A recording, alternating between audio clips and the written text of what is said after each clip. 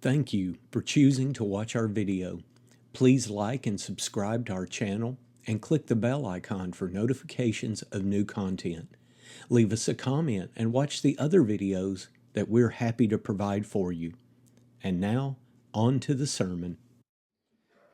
If you would like to, turn to Matthew chapter 19, and we will be beginning our study there in just a moment. Matthew chapter 19. It is a joy to be with you again tonight.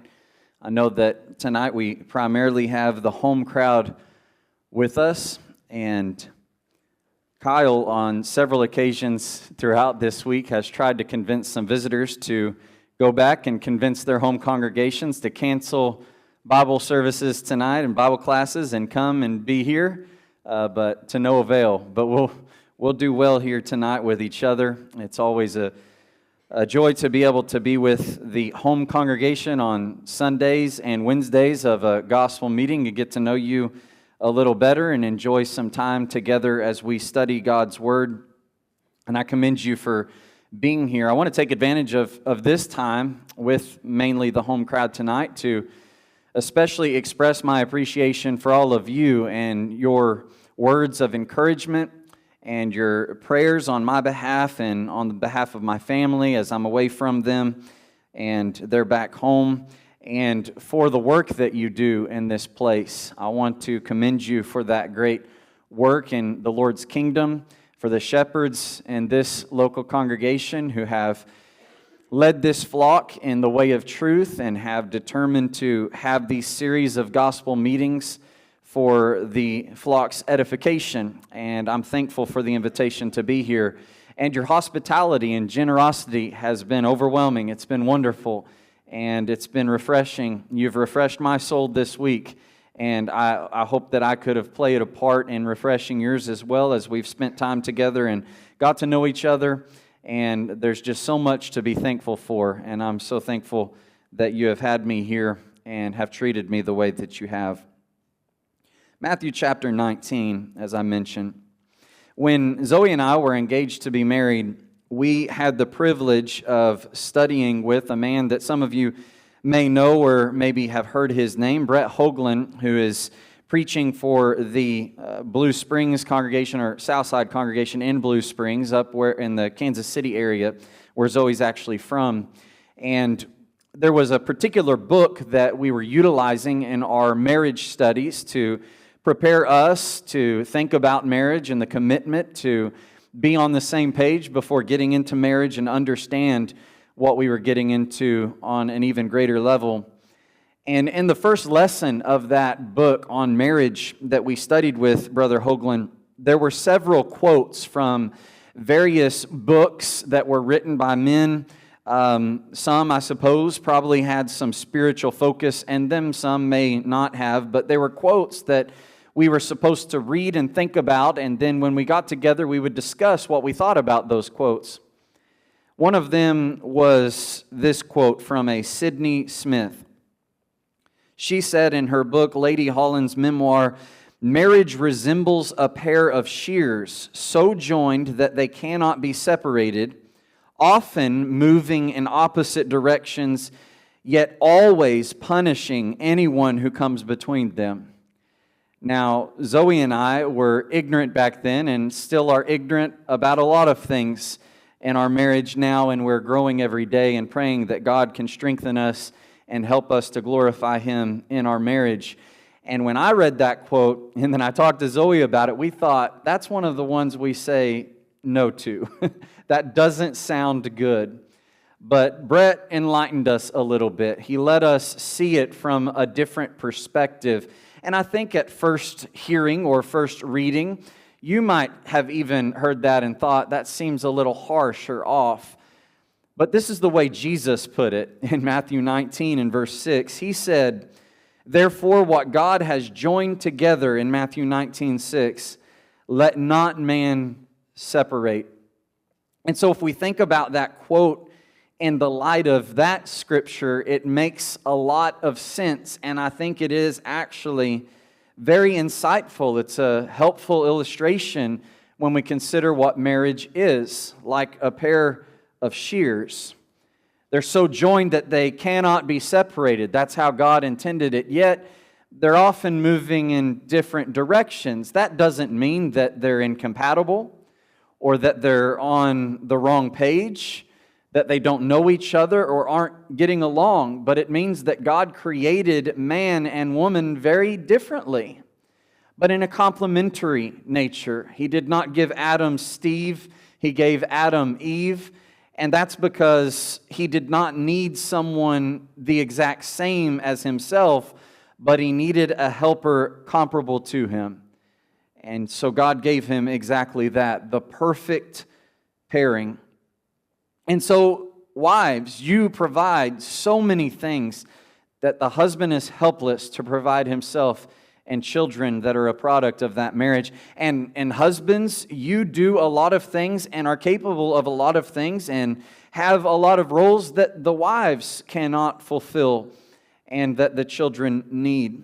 And so I think we all appreciate that as we read the beginning account of God's institution of marriage, that He gave man woman for a reason, and He created man first, and He allowed man to see that there was not any helper comparable to him among creation, not because He thought woman less significant. He always intended to create woman, but I think to impress the man with how great he needed her. And the world would do well to think about that instead of thinking as if God is misogynistic and His apostles are somehow woman haters. The Bible values women, and there is a unique relationship that is in marriage. But here's the part that really gets me.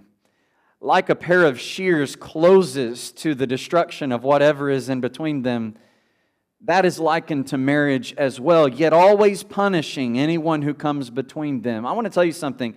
Marriage is created by God to His glory, to the benefit of the two that are married, and therefore to allow society to grow and flourish, and as a blessing to society, godly marriages are, and then therefore to bless other people. You've all come into contact with married couples, both young and old, who have given you an encouraging view and perspective on life. It was a breath of fresh air to meet some married couples. You've learned from other married couples. You've been blessed by people who are joined together in holy matrimony. It's meant to bless others as well. But it's a sacred institution.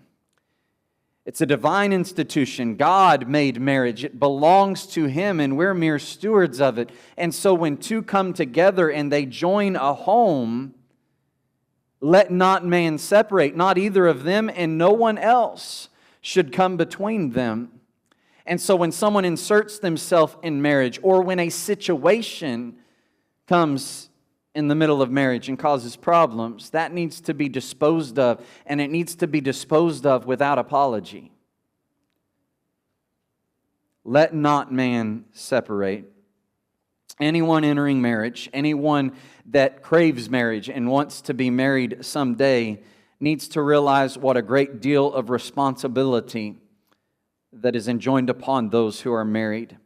And as God approves of any marriage joining together, what He's doing is He's entrusting marriage to those people for protection, to foster it and nourish it, to bring blessings to others, and number one, to glorify God in that marriage. It doesn't belong to me. It doesn't belong to my wife. It belongs to God who's blessed us with it. And if we think about marriage that way, it will transform the way we treat each other, the way we encourage others and talk to others about this sacred institution. It'll transform homes and churches and society. But we live in a broken world of sin. And so we need reminded that while man tries to separate people who are married, we must not let that happen to our marriage. What does our marriage need protecting from? In an article on divorcenet.com, there was a series of 8 main dangers to any marriage upon surveys. Some of them you may have direct experience with. Some of you may have had parents who went through some of these problems. These things are personal and they hit us on a very tender level. They're things we need to talk about, because if you're married here tonight, your marriage is in danger of one of these problems, if not all of them, or some other problem. The devil is seeking to devour us. One of the main ones was a lack of commitment, and we're going to talk about that in just a moment. But just the fact that people enter marriage lackadaisically, not understanding that it is a lifetime commitment, and they think that there's a way out. If you enter in marriage with this idea that it's not forever, then you're going to struggle to stay married. Some grow incompatible. They grow apart. We hear the phrase falling out of love. They don't love each other anymore. They're not in love anymore. And where it was easy at first, now it takes a lot of work, and they're just not willing to put in that work and find some compatibility, recreate some new things. And so they just divorce. Some marriages deteriorate because the communication is not there. One of the things, and I think I could say this for Zoe as well, that I cherish so much about our relationship is that she lived in Missouri, Kansas City, Missouri, when we started dating, and I was preaching in Oklahoma City. And we got to see each other often because of modern technology, and we were able to travel on I-35, very easy to get to and fro, even though it was a 5.5-hour drive. And some of you maybe have dated your spouse in a longer distance than even that. But one thing we were forced to do is talk. And men aren't usually very good talkers, and it was good for me to talk with Zoe. And we talked about deep things. We talked about silly things. We joked together, but we learned how to communicate. And I think we can get better at that too. But I think we went into our marriage with a very strong relationship because we had developed an ability to communicate, not just about daily things, but about deep things, about the future, about spiritual things. And there's so many marriages that are just shallow. And they fall apart because they're not grounded in anything substantive. And of course, marriages fall apart and fail and die from extramarital affairs. But you see, some of these things are very general, some very specific, but all of them will contribute to this. All of them will contribute to this potentially. Affairs don't just happen. We kind of studied that last night. Fornication does not just happen. It is the last step in a series of micro decisions, subconsciously and consciously, that get you to that place. And if we're not careful, you are capable, I am capable of an affair. Financial problems contribute to marital failures where they're not honest with each other about their money, or the husband just wants to buy his toys and he's not using his funds he brings in from work that God has entrusted to him, that he's blessed him with to serve his spouse and his children, or the wife and the mother and the woman in the relationship. Maybe she has some shopping problems, or there's some debt that's involved there and they don't have a game plan, and that can get really tense, and people allow that to kill their marriage. Substance abuse will do it. We know how much that causes in the realm of destruction. And then there's domestic abuse. This is something I think we take for granted that it doesn't happen with members of the church, but I want to warn you that it does. Probably way more than we think it does. And we talked about some of that concept of verbal and emotional abuse last night, and then there's even physical abuse. And you had better believe when you have a home and a marriage that's supposed to be based in trust, it's a safe haven, it's protection, it's for love and nourishment and nurturing, and it is actually the place you fear the most, that's going to destroy a marriage. And then conflicts over family responsibilities. I think that we've allowed culture to have a great negative effect on us, and that has led to a lot of marriages failing. What's the man's role? What's the wife's role? How are we going to even figure that out? How are we going to come to an understanding on that? And if we're not basing our thoughts and our hearts aren't shaped by the truth, then that marriage is bound to fail because of that. And so Jesus says, what God has joined together, let not man separate. What's the problem? What's the problem? In all of these 8 problems and the countless others that we could come up with and the nuances that may be involved in each one in any respective marriage, what's the problem? Is there anything we can narrow it down to? Jesus does it in Matthew chapter 19. Notice what he is asked in verse 3. The Pharisees came to him, testing him and saying to him, is it lawful for a man to divorce his wife for any reason, just any reason? Jesus knows the hearts of anyone who ever asks him a question before they ever even ask it, and he knows their hearts. It says they came to him, testing him. He knows that they're testing him. And he can see right through their question. He actually knows their problem and their angle. And he knows the scripture they're thinking about before they ever even bring it up in verse 7. Deuteronomy 24, Moses, why did he command to give a certificate of divorce and to put her away? They asked about divorce, not about marriage. Jesus didn't bring up Deuteronomy 24. He brought up Genesis chapter 2. Have you not read, verse 4, that he who made them at the beginning made them male and female, and said, for this reason, a man shall leave his father and mother and be joined to his wife, and the two shall become one flesh. So then they are no longer two, but one flesh. Therefore, what God has joined together, let not man separate. You see verse 6? That second part? That's called an inescapable conclusion, or perhaps a necessary implication, a necessary inference that we make based on the facts of that text of Genesis chapter 2. He's saying, based on what I know you've read, but evidently have not cared to pay much attention to, you should have reached this conclusion that marriage, as an institution that God creates, must not end. Let not man separate. It was always meant to be permanent. It was always meant to be a perpetual fellowship of sorts where a new home was created, never to be dissolved. But they persist and say, why then, verse 7, did Moses command to give her certificate of divorce and to put her away? You see, Jesus didn't directly answer the question of divorce. He instead got to the root of the problem about what marriage is and how long it's supposed to last and its nature coming from God. And now they persist and they press. And the reason he didn't go to that discussion of Deuteronomy 24, though he knew that's what they were talking about, is because of the very first thing he says. Moses, verse 8, because of the hardness of your hearts, permitted you to divorce your wives. He didn't command it, he permitted it. But from the beginning it was not so. From the beginning it was not so. The only reason the teaching of Deuteronomy 24 ever was revealed by God through Moses was because their hearts were hardened against the will of God in marriage. Hardness of heart is the main threat to your marriage.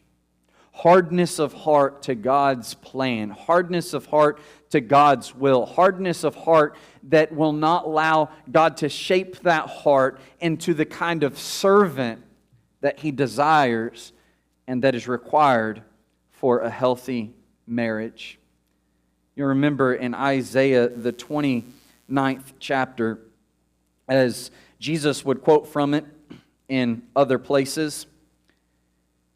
It tells us about how the Israelites were, and it certainly is reflected in this text of Matthew 19. And Isaiah 29 and verse 9, this is what the prophet records. Pause and wonder Blind yourselves and be blind. They are drunk, but not with wine. They stagger, but not with intoxicating drink. For the Lord has poured out on you the spirit of deep sleep and has closed your eyes, namely the prophets, and have covered your heads, namely the seers. The whole vision has become to you like the words of a book that is sealed, which men deliver to one who is literate, saying, read this, please. And he says, I cannot, for it is sealed. Then the book is delivered to one who is illiterate, saying, read this, please. And he says, I'm not literate. Therefore, the Lord said, inasmuch as the people draw near to me with their mouths and honor me with their lips, but have removed their hearts far from me, and their fear toward me is taught by the commandment of men, I will again do a marvelous work among this people, a marvelous work and a wonder, for the wisdom of their wise men shall perish,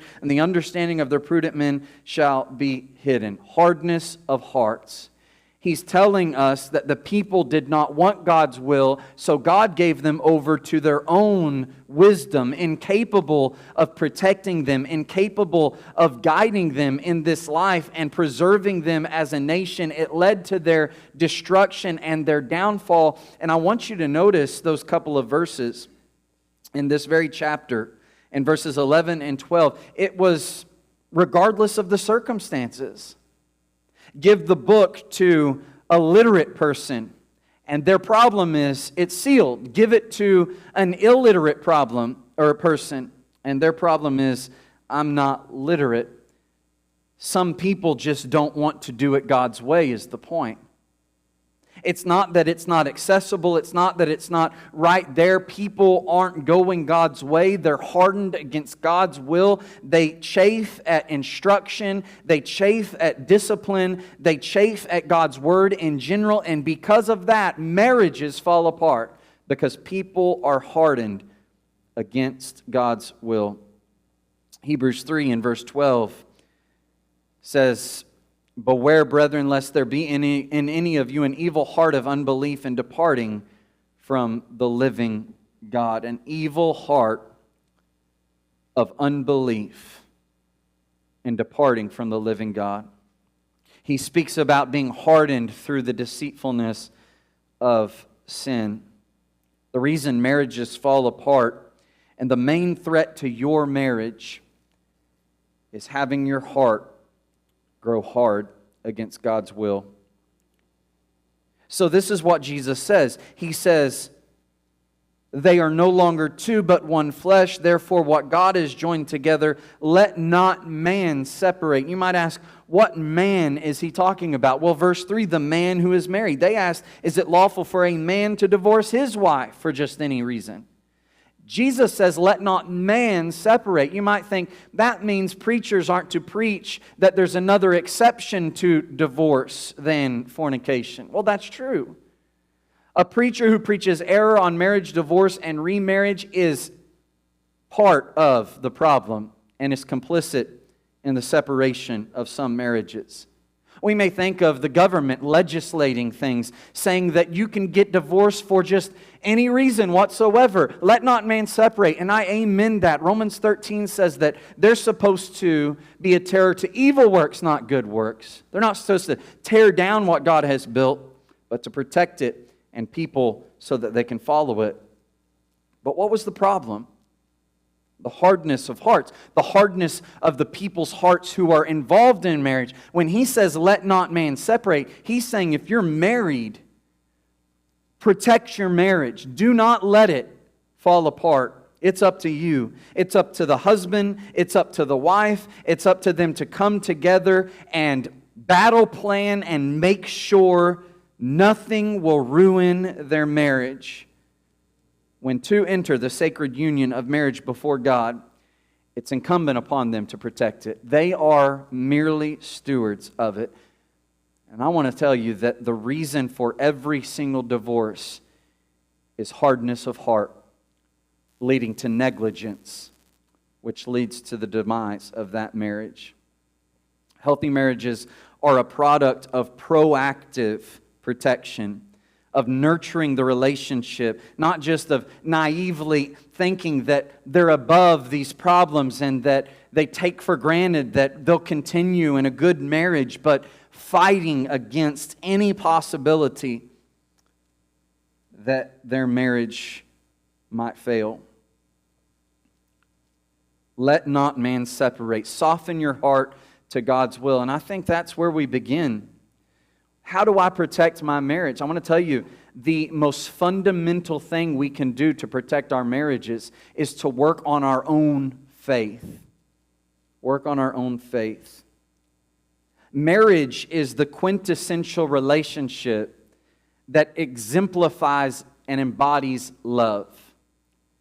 And that's certainly the case with Christ and the church and yourself and God. But marriage is this physical institution that is extremely unique, even beyond that of a parent to a child,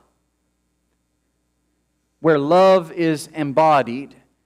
And who tells us about love? Who shows us what love looks like? God does. In Matthew chapter 22, when Jesus is asked about the greatest commandment, and they're trying to test him again. They're trying to trip him up. Well, if he says this is, then that means this is less important. If he says this is, then it means this is less important. Of all the commandments under the law of Moses, Jesus, which one are you going to hang your hat on? Which is the greatest commandment? Jesus, without hesitation, said, you shall love the Lord your God with all your heart, with all your soul, and with all your mind. This is the first and great commandment. But then he added, the second is like it. You shall love your neighbor as yourself. On these two commandments hang all the law and the prophets. If the greatest commandment is to love God, and that means all the other commandments hang on that. All the other law and prophets hang on that. It means what we know about love is revealed and exemplified in God's inspired word. What He's telling us to do on a daily basis is how we express our love to Him. But then if we think about our horizontal relationships, and marriage is one of those horizontal relationships, then the way that we work on that and protect that is with God's commands, by loving each other the way God has commanded us to love each other. But that takes faith in God's will. It takes hearing the Word of God, Romans 10 and verse 17. It takes working on my faith. If I don't know God, then I won't be able to be the husband God calls me to be. I'm sure that you've seen an example, a figure for discussing fellowship, where you have a triangle and God is at the top and you've got person A and person B, and the way that person A and B have fellowship with one another is if there is the fellowship with God. Well, marriage is kind of that way as well, because God has joined them together, and we need to think of it that way. God is at the top, and the connection between me and my spouse is God. Which means if I'm wanting to get closer to my spouse, I don't come this way, I get closer to God. That's how it works. The closer I draw to God, and the closer my spouse draws to God, the closer we're getting to each other in marriage. I understand that faith is very personal. My salvation is on me. Philippians chapter 2 and verse 12 says, work out your own salvation with fear and trembling. But in marriage, there's some collaboration, isn't there?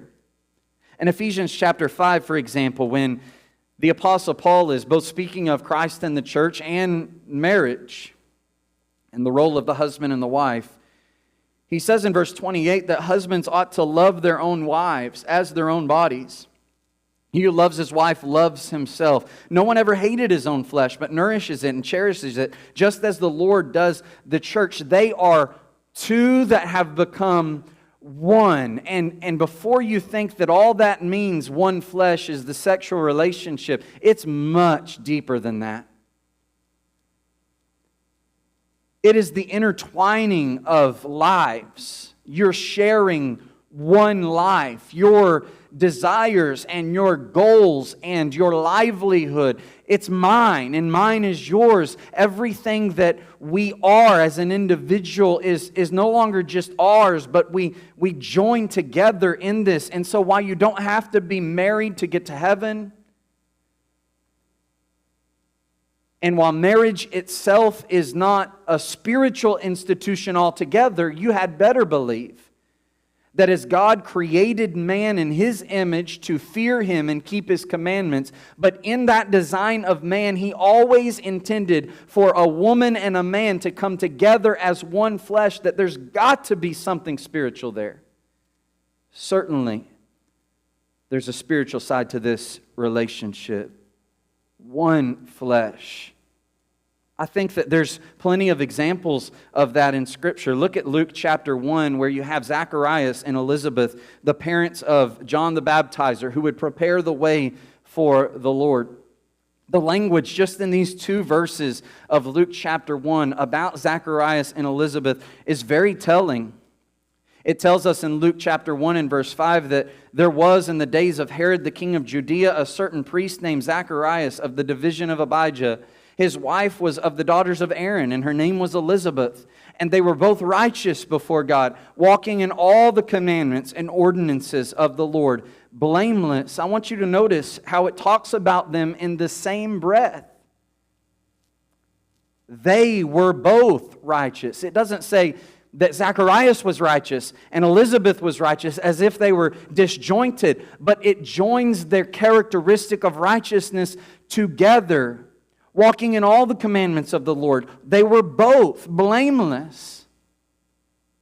And so you look at a couple like that and you read what we know of in verse 7. They had no child because Elizabeth was barren and they were both well advanced in years. That's the very kind of thing that destroys marriages when these people want children. And whether it's one of them doesn't want children and the other one does, or one can't have children and the other one can, or vice versa, that kills marriages. How did they persevere? They were faithful, and they were faithful together to the Lord. They walked hand in hand in the footsteps of Jesus.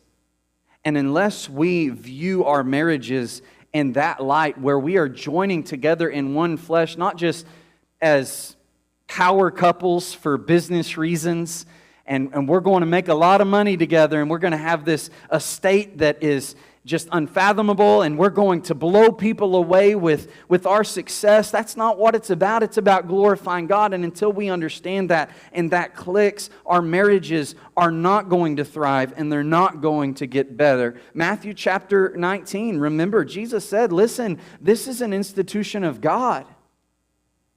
Marriage came from Him. Marriage is an institution of God, by God, and for God.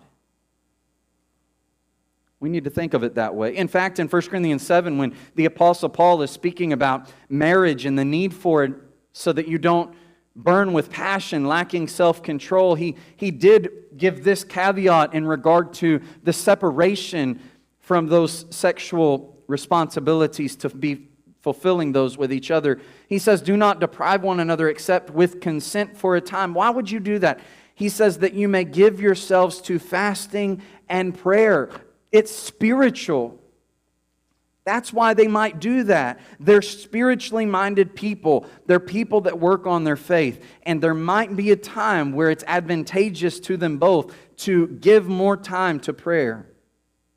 In chapter 5 of Ephesians, the Apostle Paul likened that relationship to Christ and the church, and he says some very important things throughout that text. Verse 22 of Ephesians 5, wives, submit to your own husbands as to the Lord.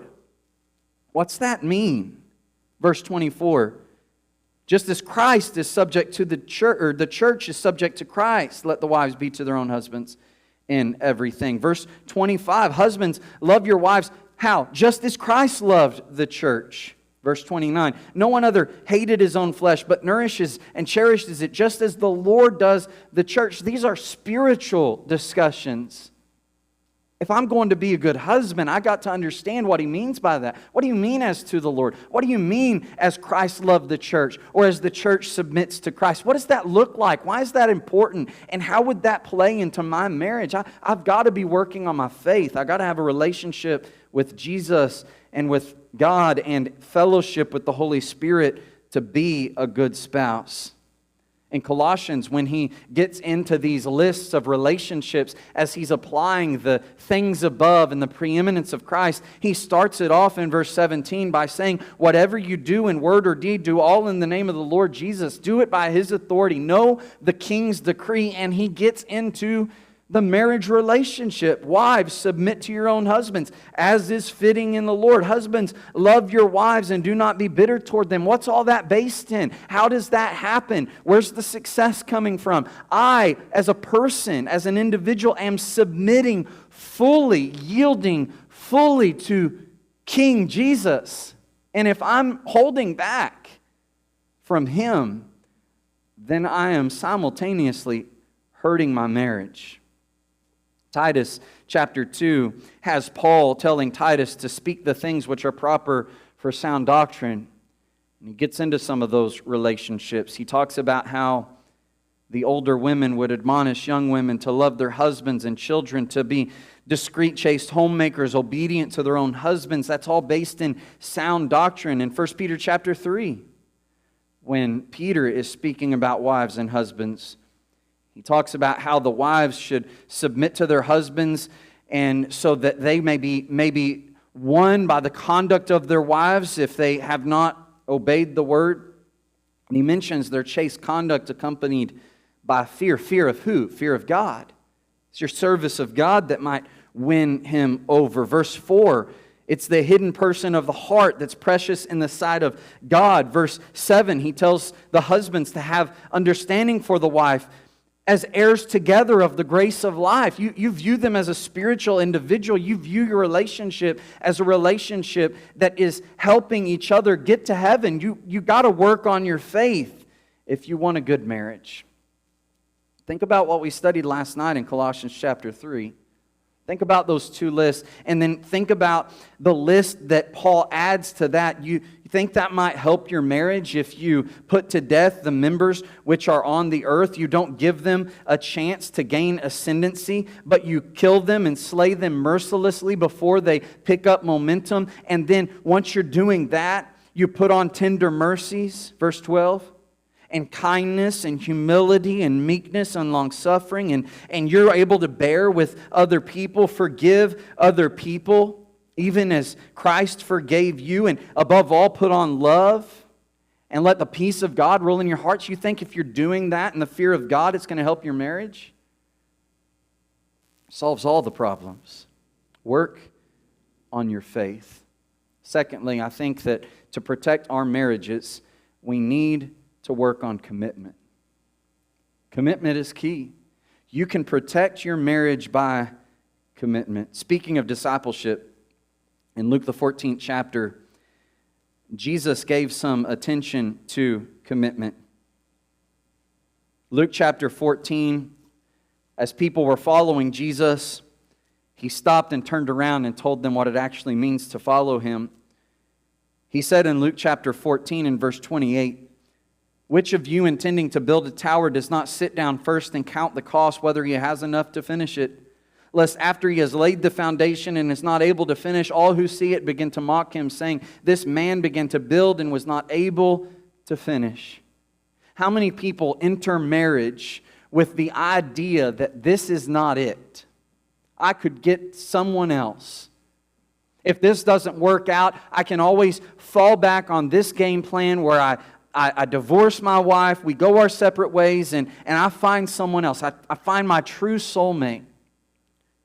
How many Christians, though they know the permanency of marriage, do not first count the cost of how difficult it may be and think about what they might do, how they might act, how they might communicate and collaborate with their spouse to get through the very difficult times. And because they didn't think about that and they got married on a whim just because the passion was there and they were so in love, and then they get in the difficulties and the storms of life and marriage that are inevitable, they fall apart because they didn't think about it as a relationship like most relationships are, and especially this one, of commitment. Many aren't informed enough about the institution of marriage, and that's why their marriages fail. They just toy with them. You know, he addresses one of these things in regard to discipleship that actually is a problem with people committing themselves in marriage. He says in verse 26, if anyone comes to me and does not hate his father and mother and wife and children, brothers and sisters, yes, and his own life also, he cannot be my disciple. And he's talking about following Jesus. You've got to love Jesus so much more than any of those close relationships that it's as if it's hatred. That's the stark contrast here. But brethren, that's how marriage has to be as well. Leave mother and father and cleave unto your wife. You become one flesh. You start a new home. There's too many young married couples that have not truly left home, and that causes a lot of problems. The wife needs to have trust for her husband, and the husband needs to have that love and focus upon his wife and not let their own families, ironically, tear them apart. They are a new family. In 1 Corinthians chapter 13, there is a text that is often read at marriage ceremonies, at weddings, and it's not about marriage, but there's a reason why it's read there, because as we started with faith and loving God and working on our marriage by working on our love and faith with God and for God, this text speaks about love. And it certainly does list some characteristics of love that are very germane to relationships like marriage. But really what this describes is a simple, specific form of commitment. He explains love suffers long in verse 4 and is kind. Love does not envy. Love does not parade itself, is not puffed up, does not behave rudely, does not seek its own, is not provoked, thinks no evil, does not rejoice in iniquity, but rejoices in the truth. It bears all things, believes all things, hopes all things, and endures all things. And you've heard it said before. Put the name of the person you're dating in that list and see if they add up to it. Put your own name in that list and see if you're living up to it. That's what we need to do. That's what commitment looks like. That's what love is. So that tells me something. When a person says, we just don't love each other anymore, we have fallen out of love. What a tragic statement on its face. Saying we've just fallen out of love is just simply saying we gave up. We're not working on it anymore. Love is not some mystical thing. The eternal love that God is characterized by, God is love, 1 John 4 and in verse 8, is not some simple, bubbly, romantic love. It's commitment. It's sacrifice. It's service. And that means it's not always going to be easy, but love suffers long and is kind. Love bears all things, believes all things, hopes all things, endures all things. Saying we fell out of love is just saying, I don't care enough anymore to work on it. Notice the commitment that Jesus touches on in Matthew chapter 19. When he's speaking about the permanency of marriage in response to the Pharisees' question of divorce.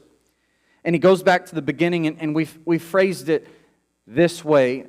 One man, one woman for life is the rule. The exception is divorce for only the cause of fornication. But really it's very accurate to state that we ought not to overly focus on that exception. What we should do is be focusing on the rule so that the exception is not something we have to even entertain in our marriage. That's not something that we should be thinking about getting into marriage, the exception. We need to teach on it because a lot of people teach error on it. But the rule will solve all the problems. One man, one woman for life. And so in verse 9, after he gives that one exception, not for any reason, but for this one specific reason, the disciples said to him in verse 10, if such is the case of the man with his wife, it's better not to marry. You know what Jesus didn't say? Oh yeah, marriage is for everyone. He said this, all cannot accept this saying, but only those to whom it has been given. You might wonder, what does it mean to whom it has been given? Are there just simple, special people that God has created with this unique capacity to understand marriage and to enter marriage and to digest the commitment? That's not the case. He's created us all as the same people made in His image. He's speaking about the people who have accepted the responsibility. Some people don't like what Jesus said. They ought not to marry. It's not been given to them. They're hardened in their heart. They're lacking the fortitude to commit to something like that. You've got to enter marriage. And if you're married, you've got to be thinking of it this way. This is a lifetime commitment. No matter how long we've gone, it's not long enough. It takes commitment. The only option, he'd go on to say, is not getting marriage, but sleeping together with other people, but never really committing to. That's not the solution. The only other option is celibacy. And if you can't remain celibate, 1 Corinthians 7 says, don't burn with passion, but be married. But you can't get married without understanding the commitment, or it's doomed to failure. Along those same lines, we need to protect our marriages with honor. In Hebrews, the 13th chapter, it tells us that marriage is honorable among all, and the bed undefiled, but fornicators and adulterers God will judge. The New American Standard Bible, I think, renders the verse more accurately to the context. In the first few verses, what you have is some adjectives, but also some verbs that are supplied. Let brotherly love continue. Do not forget to entertain strangers. Remember the prisoners as if chained with them. There's action in that. But when we get to verse 4, there's only the noun and adjective. Marriage, honorable among all. Bed, undefiled. Conduct, verse 5, without covetousness. The verbs are lacking because it's implied in the very context. So the New American Standard Bible says this: marriage is to be held in honor among all. And so you might question the New King James Version. Marriage is honorable among all? I don't think it is. It's not honorable among all. But it is to be held in honor among all.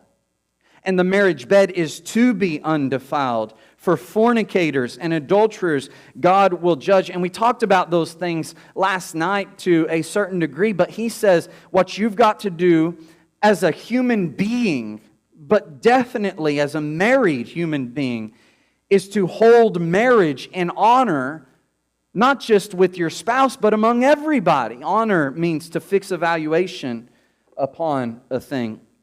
It's valuable, and so when something is given exceeding evaluation, it's treated with great care and reverence. It's not treated with a lax reproach as if it's something that's not important, it's not sacred, it's not serious.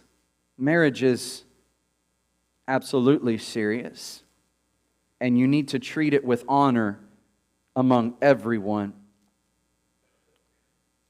This is how marriage and the sexual relationship should be treated, with honor. Not given to fornication or adultery, but also anything in word and conduct and speech and thought that would get close to fornication or adultery. Notice in Proverbs, the 5th chapter, when the streams are used as a metaphor of the sexual activity that is only supposed to be engaged in marriage, there's some interesting concepts within this text. And it really shows you how you should view that sexual relationship as something that is sacred, to be honored, to be protected, and not just to be spoken about flippantly or thought about flippantly, and certainly not to be acted on flippantly. And if we think about our marriage and the sexual relationship inherent in marriage in this way, Proverbs 5, verses 15 through 20, we're going to be able to protect our marriage. He says, drink water from your own cistern and running water from your own well. In other words, there's only one source of sexual fulfillment that belongs to you. Don't drink from other sources. But what's interesting is in verse 16, it shifts from the source being from the outside of this man that is addressed to being himself as the source. So he says, should your fountains be dispersed abroad and streams of water in the streets, let them be only your own and not for strangers with you. I know that a view of this is that it's talking about his seed going out and him bearing children, or having children rather, with people that are not joined to him in holy matrimony. I I see that in the context. In verse 15, drinking water from another source is wrong because there's only one source of sexual fulfillment for you. But you know what? You're a sexual being as well. You're going to be a source of sexual fulfillment to someone else. Don't let your streams just be dispersed abroad with strangers. That's yours until you can give it to one that belongs to you. So he says in verse 18, let your fountain be blessed. He's telling us that promiscuity and extramarital sex is not a blessing, it's a curse. If you let yourself be a sexual satisfaction for someone who is not joined to you in holy matrimony, that's not a blessing. He says, let your fountain be blessed, though. How? Rejoice with the wife of your youth. And that tells me something about sex and marriage. It's not selfish. It is a part of this serving and loving relationship. But fornication and adultery is always selfish. He explains in verse 19, as a loving deer and graceful doe, let her breast satisfy you at all times, and always be enraptured with her love. For why should you, my son, be enraptured by an immoral woman and be embraced in the arms of a seductress? Honor marriage by understanding that that relationship and the sexual fulfillment in it is exclusively for your spouse, and it belongs to no one else. Not to be acted upon, not to be thought about, not to be talked about. It's only for that relationship and the two beings that have committed to it. 1 Thessalonians 4 talks about this whole concept of honoring marriage in so many words. 1 Thessalonians 4 begins with this exhortation to abound more and more. And one of the things that he talks about them abounding in more and more in the context is their sanctification, verse 3. But he explains more specifically that you should abstain from sexual immorality. You might ask the question, how can I abound more and more in abstinence from sexual immorality? You either are or you aren't. Isn't that the case? I'm either promiscuous or I'm not. I'm either faithful to my spouse or I'm not. So if I'm not involved in sexual immorality, then how do I abound more and more in it? Because it's not as simple as just not doing the deed. As we talked about last night, you hold it in honor by protecting it in your own mind. You protect it in your relationships with people who aren't your spouse. If there's a person of the opposite sex at work, at school, wherever it may be, you don't get close to that person like you do your wife. You put up your guard in those relationships. And you might think, well, I might offend them. They might want me to go get dinner with them, and my spouse is out of town. I don't want to offend them. I'm good enough to withhold those things. I don't even feel that way about that person. You don't do it. That's not honoring marriage. You abound in abstaining from sexual immorality. And he explains that you know how to possess your own vessel, your body, in sanctification and honor, not in passion of lust like the Gentiles who do not know God. And so I'm protecting my marriage. I'm holding it in honor by maintaining righteousness and purity in the way I view things, in the movies and TV shows I watch, the books that I read, and certainly in the relationships I engage in. We have a problem with pride sometimes in our marriages. And we think that we're stronger than we are. We think we're different than everyone else who has had an affair, but we're not. You don't think they were committed or they thought they were? You don't think they thought they were strong? They stopped holding marriage in honor. And they started an avalanche that couldn't be stopped. The Apostle Paul is a wonderful example of this idea of holding things in honor, of conducting himself in an honorable way. Concerning the collection, the Apostle Paul would bear this lavish gift to Jerusalem, but he made sure to take some other people with him, and he gave a really good reason for it in 2 Corinthians 8 and verse 20 that is specific in the context, again, to this benevolence to the needy saints in Jerusalem, but I think that there are general principles we need to apply to things like marriage. He says, I'm avoiding this and doing it this way, not just by myself, that anyone should blame us in this lavish gift which is administered by us, providing honorable things, not only in the sight of the Lord, but in the sight of men. He's saying, as trustworthy as you think I am, and maybe I am, and it's not that I don't trust myself, I want to avoid even a semblance of misconduct. I don't want to provide anyone with the opportunity to even entertain a thought that I might be stealing money or taking money or dealing dishonestly. And that's how we should view our marriages. I've interacted with couples who acted as though they were somehow, and I think that's where pride comes in, we're better than these other couples. And so where these couples let each other look at their phones, they tell each other when they've talked to someone or texted someone of the opposite sex sends them an innocent random message on Facebook or some other social media, maybe just asking if the church is meeting that day, or what time the church is meeting that day, or some other innocent thing. I let my spouse know that that person has messaged me because I'm providing honorable things in the sight of all men. And I've heard couples say, well, we just trust each other. I trust my spouse too. It's good that we trust each other, but there's a difference between trust and being naive and foolish and careless. We need to flee from any semblance of the danger altogether. That's called proactive avoidance. I'm not even going to provide an occasion for it.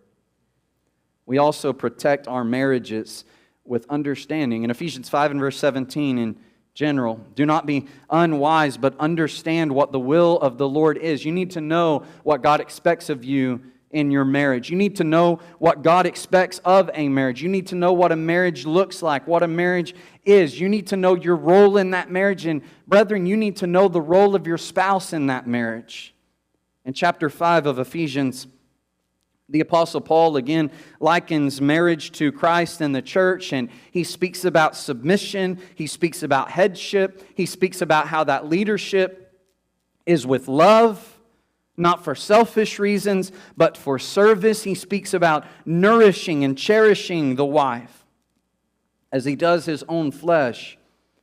There needs to be a mutual understanding. The wife needs to understand the very lofty and weighty responsibility he has as the leader of the home. And the husband needs to understand just how difficult it can be for someone to be in a position such as vulnerable as submission as the wife is. It's not for abuse, it's for her service. It's for her good. Christ could do whatever he wanted to with this church. He could make any rules he wanted to for his church. Every time a member of his church sinned, he could strike them dead without any mercy whatsoever. But he's love. That's not who he is.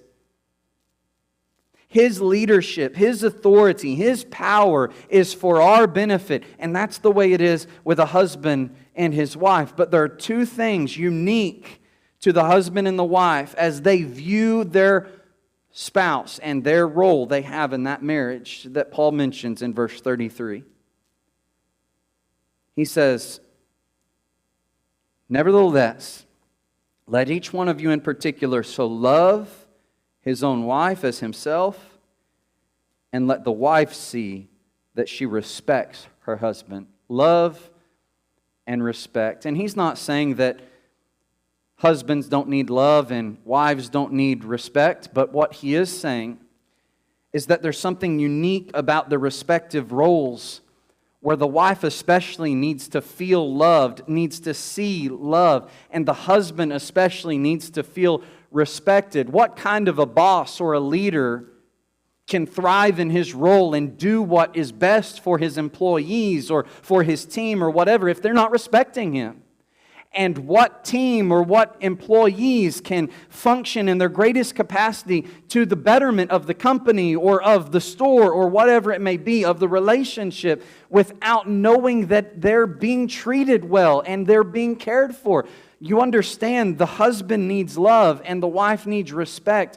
But when it comes down to headship and submission, there has to be love with the one who has authority toward the one who's in submission. And there has to be respect with the one who's in submission toward the ones who's in authority. Or else it all crumbles.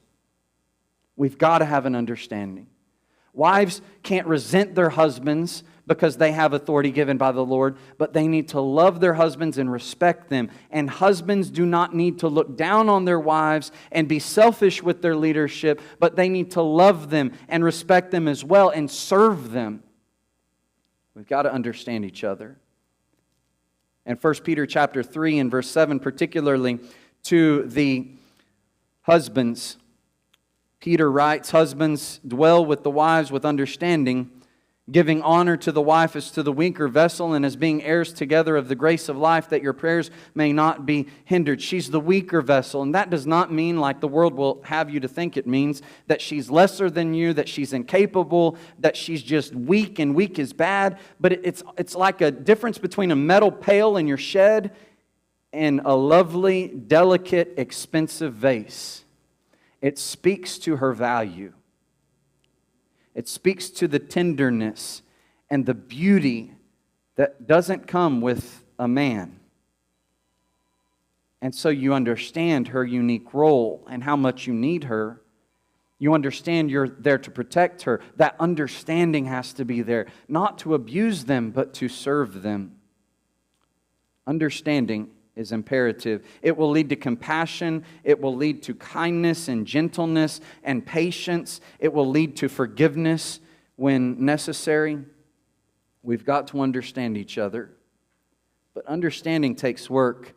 It comes by pursuit and inquiry and the offering of thoughts, full disclosure and transparency. There's a few verses I want to think about with you very briefly as it pertains to communication that aren't speaking specifically to marriage, but as marriage is an institution and a relationship requiring consistent and loving communication, so these things apply. In 1 Corinthians 2 and verse 11, speaking of God's mind, Paul writes, "What man knows the thing of man except the spirit of man who is in him? Even so, no one knows the things of God except the Spirit of God." We've got to have understanding. Communication is key to that understanding. But they won't know unless you tell them, and you won't know unless you ask. Let's stop playing games here. My husband ought to tell me, or my wife ought to tell me. I shouldn't have to ask. Ask. They may have no clue that you need to know something that they don't know. I can't read minds. And so if my wife isn't telling me something I think I need to know, I should ask. We should communicate. We're not superheroes here. We're not mind readers. In chapter 14 and verse 9, though, when speaking of spiritual gifts and the importance of prophecy over that of tongue speaking as it needs an interpreter, this is what Paul says. "So likewise, unless you utter by the tongue words easy to understand, how will it be known what is spoken? For you will be speaking into the air." And so not only do I need to ask, but if they don't communicate well, you won't know, and you won't know they don't understand unless they tell you. Communicate together and communicate clearly. I get we have our running jokes about marriage and you know, wives have their rose-colored glasses and husbands have their blue-colored glasses, and I suppose that would apply to hearing aids as well. And I'm telling them, but they're just not hearing me. Well, maybe they're a little ignorant and dull to understand, wives, and you should just lay it out a little more clearly. And husbands, you need to start listening better too. I get it. But let's stop playing these games like I'm owed something, when in reality, this is about service and love. So let's speak clearly. And if it's not clear enough, let's tell each other. And here's the most important thing. In James 1 and verse 19, this is what James says. "So then, my beloved brethren, let every man be swift to hear and slow to speak and slow to wrath, for the wrath of man does not produce the righteousness of God." The worst thing for communication is to have your mouth open more than your ears. We've got to listen to each other. The less we communicate and understand each other, the more space we create between us, and the more potential there is for unfaithfulness, failure, and a tragedy in our marriage. And last but not least, all of this boils down to humility. If there's not humility, we're not going to be able to do any of this. We're not going to be able to foster our marriages. We're not going to be able to protect them. When Paul speaks about headship and submission in Ephesians chapter 5, he implicitly speaks about humility. Not just of the husband to the wife and the wife to the husband, but of Christ to the church and the church to Christ. Christ didn't come in arrogance or pride. He came in humility. The church doesn't submit to Christ in arrogance or pride, but necessarily in humility. And so it is with the husband and the wife. Philippians chapter 2 should teach us that lesson. Let nothing be done, verse 3, through selfish ambition or conceit, but in lowliness of mind, let each of you esteem others better than himself. Let each of you look out not only for his own interests, but also for the interests of others. If every single married person conducted themselves in that relationship with this mindset, this mind of Christ that should be in us, verse 5, that marriage would thrive. Jesus made himself of no reputation. He took the form of a bondservant, and being found in appearance as a man, he humbled himself. You know what he humbled himself to? He humbled himself to his role that God gave him in service of his bride, the church. He became obedient to the point of death, even the death on the cross. So husbands and wives ought to humble themselves before God and each other as well. Pride is a disease. It's going to eat away marriage until it dies. The whole fabric of marriage is built on this understanding of humility. You've got to humble yourself to enter marriage, and you've got to humble yourself to keep your marriage going. When it's entered with selfish and prideful motives, or when selfish and prideful motives creep in, it's a ticking time bomb. It's only a matter of time before that marriage explodes. You know, I think that if we took a dead marriage and we gave it an autopsy, it might reveal some nuances and some factors that we didn't talk about tonight that contributed to its demise, but I guarantee you, these things were a part of the problem, or the lack of these things. There's really no secret to it. I know that there are some older individuals who have been in marriage a long time who could offer us some much needed wisdom, but when it comes down to it, God's giving us the answers in His Word. If we become a better Christian, a better servant like Jesus, we're going to become a better spouse, and our marriage is going to reap the benefits. I know that we haven't spoken this evening on the topic of what we need to do to be saved, but we don't want to leave this place without offering an invitation to do just that.